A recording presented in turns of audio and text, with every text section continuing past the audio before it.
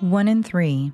That's how many American men will face physical violence, sexual assault, or stalking by an intimate partner. 1 in 3 women worldwide will endure physical or sexual abuse, most often by someone they know. But domestic abuse isn't just bruises. It's manipulation, it's fear, it's control that seeps into every part of your life. I'm Ingrid Dutton, and I survived it. Then I created 1 in 3 so no one else has to suffer in silence. Each week, we break that silence together. Occasionally joined by survivors, loved ones, and experts, we talk about the pain, yes, but also about the healing, resilience, and the fight to reclaim your life. This podcast is more than awareness, it's a lifeline. And a reminder, you are seen, you are heard, you are never alone. Search for 1 in 3 wherever you get your podcasts, because every voice matters and every story deserves to be heard.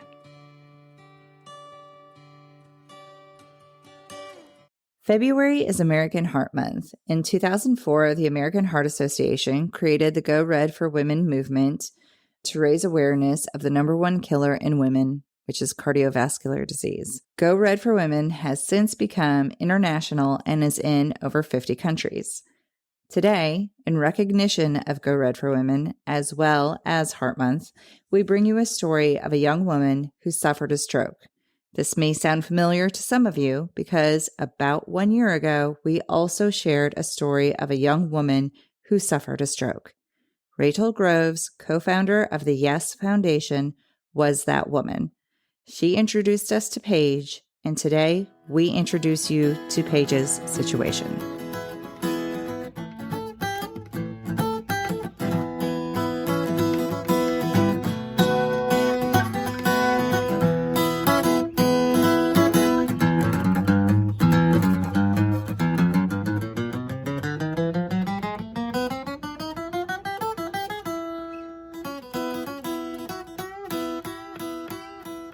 I'm Paige, and I had a stroke at the young age of 33 after my second child was 6 days old. I started off with a really severe headache, and I tried to nurse it with water, medicine, and sleep, seeing if that helped, and it did not. So I called my doctor and let her know that I was experiencing the headache and my C-section was still hurting, and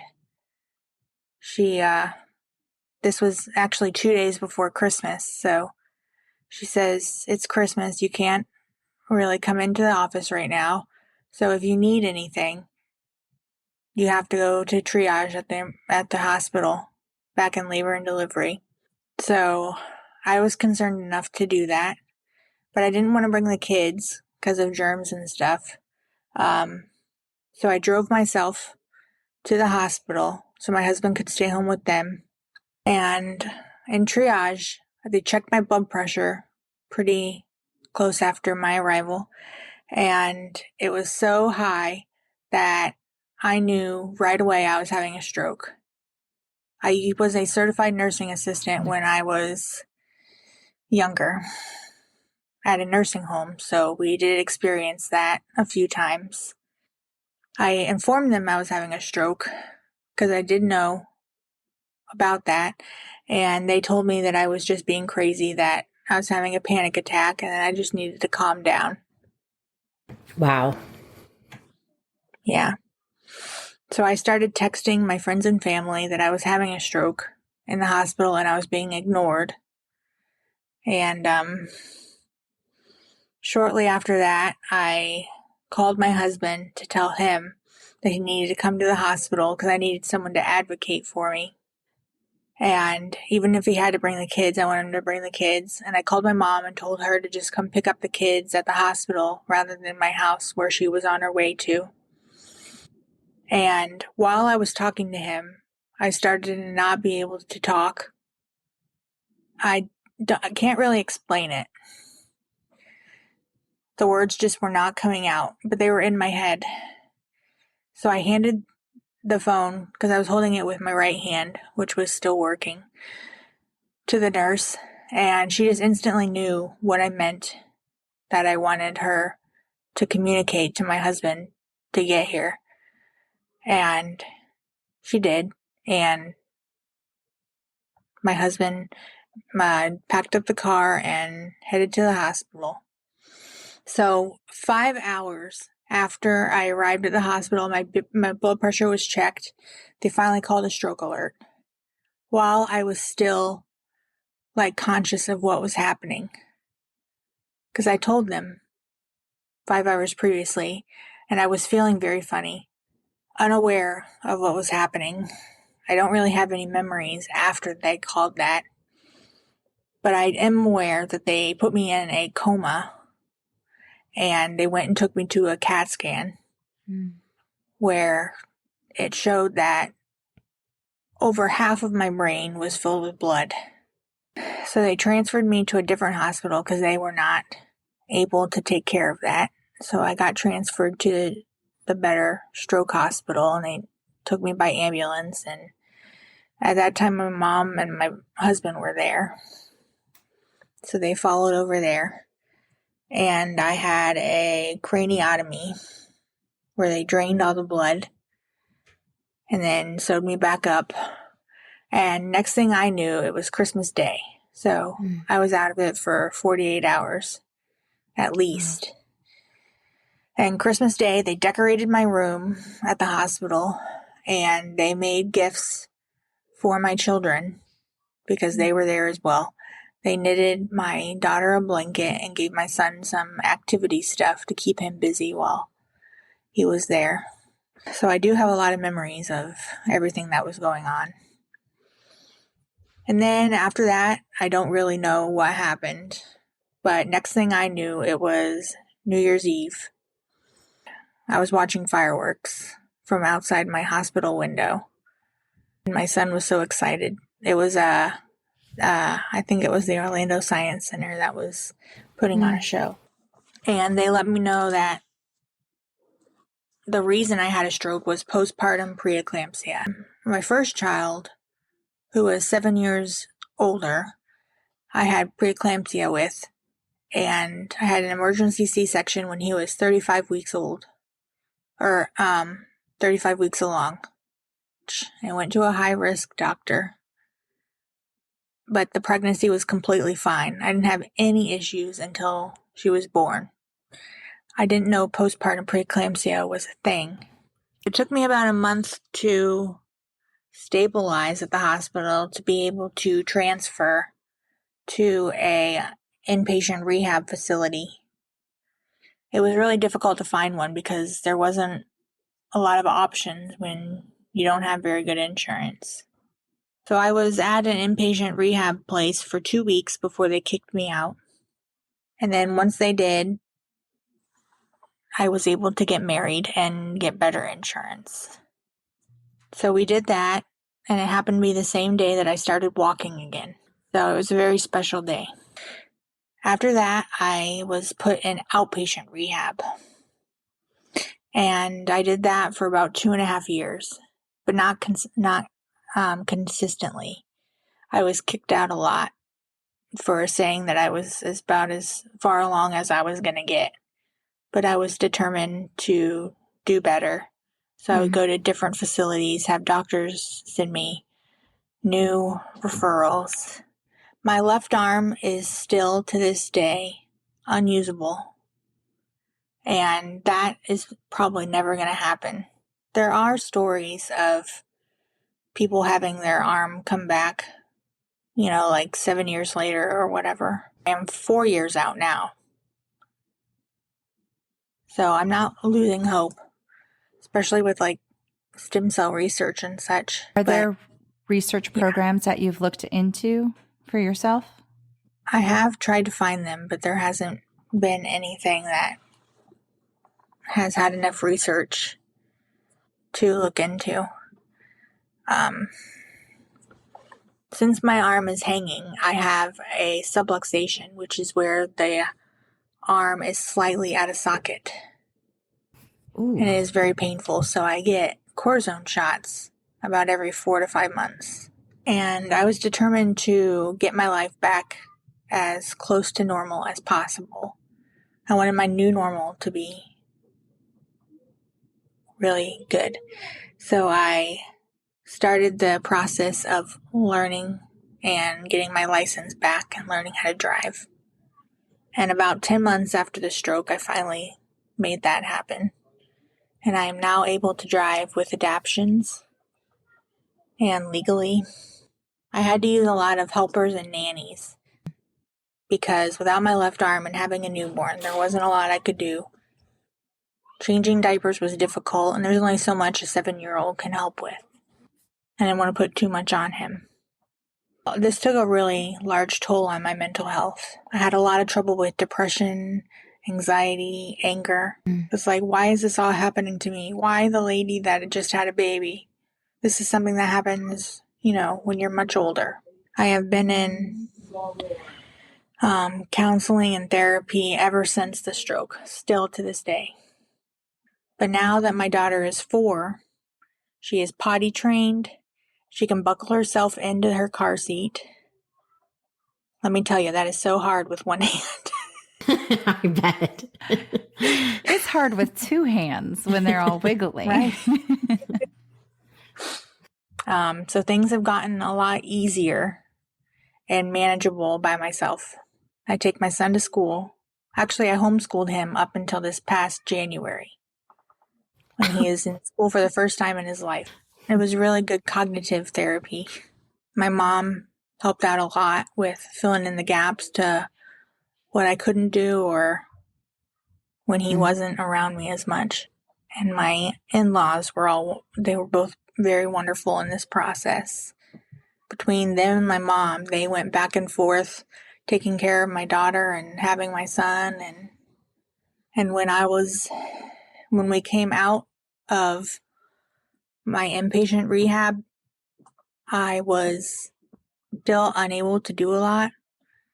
So my husband and I, we lost our house, and then we had to move in with my in-laws. Yeah, my father-in-law helped out a lot with the kids and myself until we were able to save enough money to move out. And we're still in the process of trying to get a new house. So everything isn't quite back to how we would like it, but it's a work in progress. Strokes change your life. I suppose your daughter grew up learning this as her normal. Has your son had any major adjustments that he needed to process through himself? That is a great question. Yes, he developed depression and anxiety from going through all of this, which is pretty sad. But he's in therapy for himself as well. He has learned how to help me a lot and been a lot more empathetic of a person than he ever was. Just learning about me needing help. I imagine this also took a toll on your husband as well. Yes. How has he adjusted? My husband has been wonderful. He cooks all of the meals now, unless we find one where I can just dump everything in a crock pot.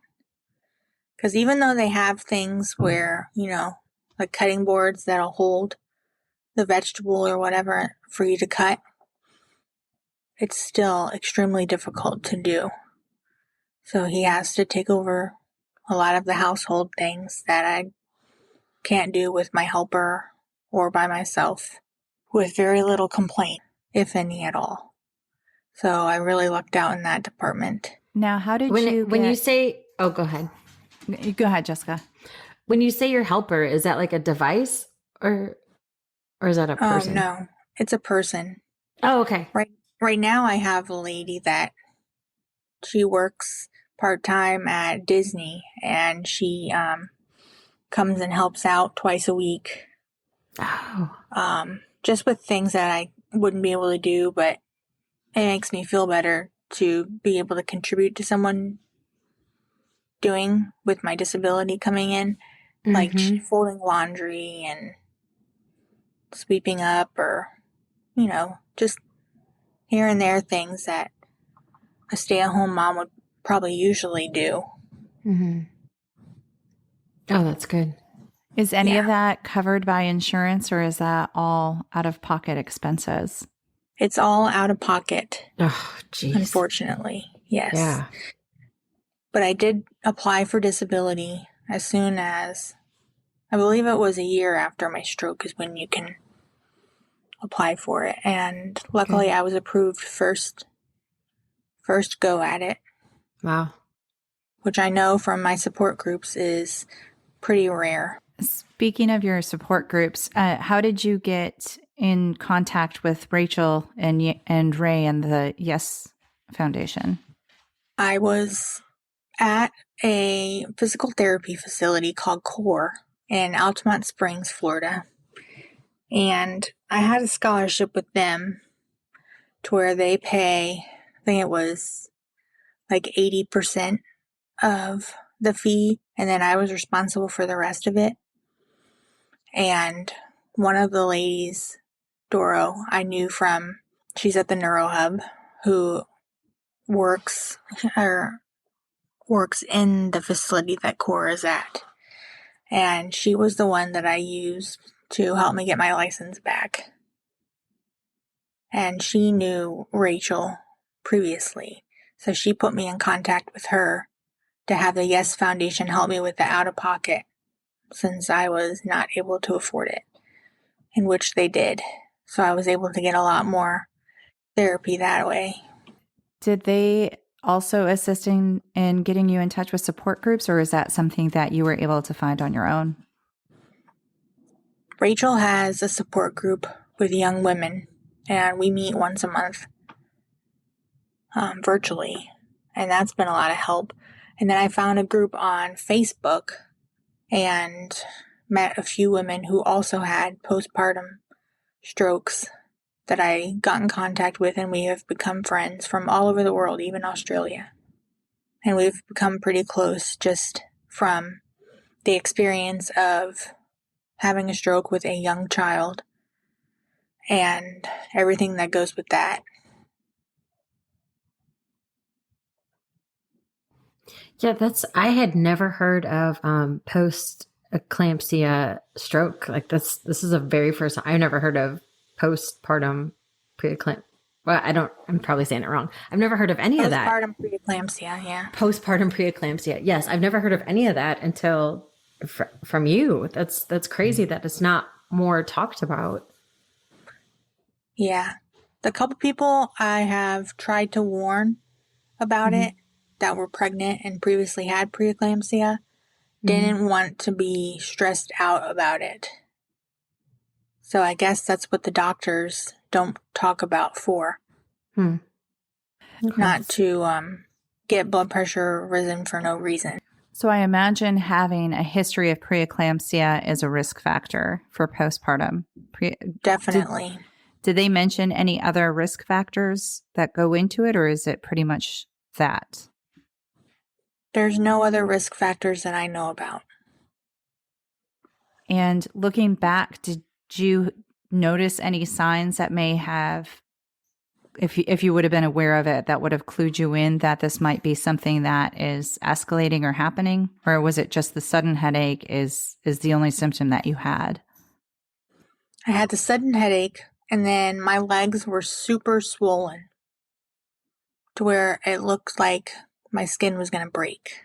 And that happened, was it 4 days, did you say, after giving birth? That's probably when it started, yes. Okay. I didn't have the stroke until 6 days, but yes. Okay. So when you went into the hospital, did they treat you for anything, or just anxiety because they thought you were just being anxious? No, they didn't even do anything for my anxiety. I guess they just assumed that I wanted to obtain some sort of medication. That's what I felt like anyways, that they thought I was just there for some drugs. I did have a friend who had a baby probably a year after me, and she had the same symptoms I did. So I went to her house and I stayed in her driveway until she came out to me. I was not leaving. And I took her to the hospital. She had postpartum preeclampsia too. Huge coincidence, but I saw the flags and I took her, and I was her advocate. So was she treated appropriately right away? She was. She had the magnesium drip and was there for over 24 hours. I know she didn't want to be without her baby, but you have to do those things so you don't get in a situation like I did. Mm-hmm. Did they try to explain why your legs were swollen? I mean, That's part of preeclampsia. Right. I mean, but like when you were there and they were thinking you were just anxious, did they just ignore the fact that your legs were swollen? They didn't even notice that. Oh my gosh. I didn't even point that out because it wasn't something that I had even heard of. Because with preeclampsia, it's high blood pressure, swelling, and protein in your urine. So I imagine part of you wanting to come on is to raise awareness that obviously to advocate for young individuals, especially young mothers, postpartum mothers, that this can happen. Yeah, definitely. I would love to bring awareness to it so that nobody else has to go through my situation and all the changes that come with having a stroke. So the EKG readings, what do they use those for? Like what do they do? EEG. Oh, whoops, EEG. So Yeah. I'm not medical. I'm sorry. They do have it hooked up to my heart too, so it's also EKG, I think. So Thank you, Paige. you are welcome. They are just looking to see if I have any seizure activity in a 72-hour period. Okay, I see. Do you are you aware if you ever do have a seizure? I did have a seizure once, a couple of years ago, only due to having a stroke because of the things that it does to your brain, I guess. I don't really know the terminology or lingo. Were you aware that you had it, or was it something that they happened to find? It happened without being hooked up. I was very sleepy, and I was sitting on my chair, and one of my nannies was there with my daughter. It was just the three of us. And I had fallen asleep as far as I knew. And I woke up and she was on a phone with 911. And I was so confused. I was like, I'm fine. What are you doing? And apparently I had a grand mal seizure and I was just unconscious. So after that, I got some EEG studies and put on a medication that I am still on. So I guess if they find some activity, they might up it. Hopefully they do not, because getting my license taken away would really put a wrench in my life being back on track. Are you still doing physical therapy or occupational therapy or anything? I am. In December, I had my doctor write me a referral to sign up for me to do it again because I was having some atrophy just from not being able to use my left side in normal day-to-day. So now I am just going to physical therapy for strengthening. Nothing is going to be coming back any more than it already is, as far as I know. But I want to strengthen what is working and what is there. How was your speech afterward? You mentioned that you had difficulty speaking just before you kind of don't recall anything happening. Was there any problem with that coming back afterward? The stroke was hemorrhagic and it was my entire right side, which affects my left side. It just works oppositely that way. So it doesn't affect speech or anything, only in that moment while it's happening. So after it was over, my speech was not affected. My left side of my face was affected, my left arm, my left leg. But you're able to use your left leg now? It's just your arm? Correct. It doesn't work like it normally did, but I taught my brain how to use my hip and my knee again, and I have some movement in my ankle. Just still working on it, trying to strengthen it. my leg kind of flops over while I'm sitting or laying down, just because the hip isn't quite where it was. And I have drop foot, I don't know what that which is where your foot, when you pick it up, is kind of just limp. Oh, You can't okay. really hold it up because you have some neurological damage. So if do you know, like, did those 5 hours waiting in the ER, did that make things worse? Like, if they could have caught it sooner, would have, there would not have been as much blood or in your brain? Exactly. I would have had a lot less damage, and I might Wow. have been still able to use my arm. Because I have a picture of the CT, it looks like about 60% of my brain was covered with blood. Do you still hold resentment?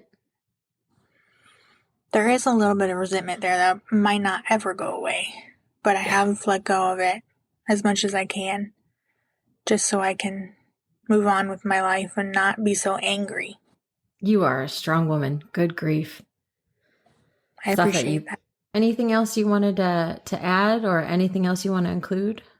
The awareness part was definitely a big part of it. Yeah. It definitely needs some attention for sure. Paige, thank you so much for coming on. I agree. I concur with Jessica. You are amazing. This is a story of determination and forgiveness and just mental, enough mental clarity to know that holding on to resentment is not going to let you move forward. Wow. And again, just young individuals in general don't get the attention of stroke, either during or even after. Like, even if you have an amazing insurance, I don't think the insurance companies are programmed to think that physical therapy or rehabilitation should go beyond a certain point, because they're so used to dealing with the older population where there is sort of a plateau, I guess, with improvement. And I think it's difficult for anyone to really see that a younger individual, in your 30s, there's so much further that you need to go. You have so much more life left to lead to really get you up to your optimal. And I think that's unfortunate that, it's not recognized. Yeah, definitely. I agree. Again, thank you so much. I know it's difficult kind of going through all of the information again and more or less reliving what happened. But I think it is really important, and I think it will help other individuals. It's been very therapeutic in a way. I thank you for having me on. Thank you again, Paige. Yes, that was amazing you came on. Thank you so much. Absolutely. So I did go ahead and look up some of the information, because I think one thing that I had wondered during Paige's talk was, what is a percentage of postpartum preeclampsia? And I didn't know what that was. So I looked, my sources are preeclampsia.org, stillatrisk.org, Mayo Clinic. So here's the information I was able to find. Nothing actually specific about postpartum preeclampsia, but any woman can actually develop preeclampsia after the baby is born, regardless if she had high blood pressure during her pregnancy. And so postpartum preeclampsia most often happens within the first 24 to 48 hours, but it can happen up to 6 weeks after the baby's born. The risks of having preeclampsia are seizure, stroke, organ damage, and death. Jeez. Warning signs, risk factors, actually, let me do that before. So risk factors, so it's noted that there's very limited research on, again, specifically postpartum preeclampsia. So the risk factors are sort of speculative, but it's maybe gestational hypertension, which is high blood pressure after 20 weeks of being pregnant, obesity, having multiples like twins, triplets or more, chronic hypertension. So if you're diagnosed with hypertension prior to even becoming pregnant, diabetes, and that can be type 1, type 2, or gestational diabetes. But ultimately, there's really nothing conclusive about what risk factors there are in developing postpartum preeclampsia. You can have postpartum preeclampsia without ever having preeclampsia during the pregnancy. So some of the warning signs are stomach pain, severe headache. That's the problem with these warning signs is so many of these things can be excused by you just had a baby. Right. So stomach pain, severe headache, nausea, vomiting, visual changes such as seeing spots, swelling in your hands and feet, shortness of breath. If your blood pressure is equal to or greater than 140/90, you need to call your provider. If your blood pressure is equal to or greater than 160/110, that's an ER visit. Seizures are an ER visit. If you're short of breath, that's an ER visit. So actual statistics I found are 75% of the maternal deaths that are related to preeclampsia happen in the postpartum period. Wow. Yes, preeclampsia in and of itself is very rare. And I saw different statistics, anywhere from 3 to 7% versus 6 to 8%, but it's less than 10% of pregnancies is preeclampsia. So postpartum preeclampsia, I feel is rarer. However, again, you look at the death rate of 75% of preeclampsia patients die in the postpartum period. That's pretty high, I think. But given those warning signs, again, it's you can kind of toss it to you're exhausted, you just had a baby, you're not sleeping, you're not eating right. You can have swelling, your fluid is still shifting and everything. So I saw a few stories online of people, and some were just like, I woke up, I was feeling good, and then that day I woke up and something felt strange, and I just felt strange. And bottom line, like I just said, listen to your gut. If you know something's wrong, something's wrong. Don't question it. Another thing I read is a lot of obstetricians are actually saying that education obviously is lacking in teaching women about postpartum preeclampsia, that it's even a thing. So many women have no idea. So they don't know. And people with preeclampsia during pregnancy, you think having the baby's the cure to preeclampsia, which it actually does help in a lot of cases, but it's not the cure. So just, I guess, be diligent about your symptoms and be aware of your body, and don't wait to get help. So one more time, thank you again, Paige. That was very brave of you to tell your story. We really appreciate you. If in our show notes, we'll have a link to the Yes Foundation. Paige did create a profile on our website under our guest page, and she added some links in there that you can go check out as well. Okay, let's do B's. Be resolute. Be body aware. Don't be an undereducated medical provider. Or in other words, don't be negligent. Yes. And that's going to be mine.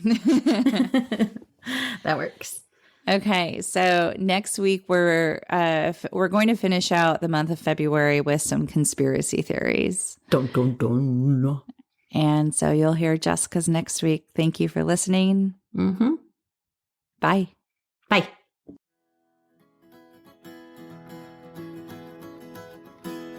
If you would like to reach out to us or submit your situation, please contact us at anothersituationpodcast@gmail.com or find us on Instagram at Another Situation Podcast. We're also on Facebook at Another Situation. Another Situation is produced and edited by Point 5 Pinoy. Music is written and performed by Tim Crow.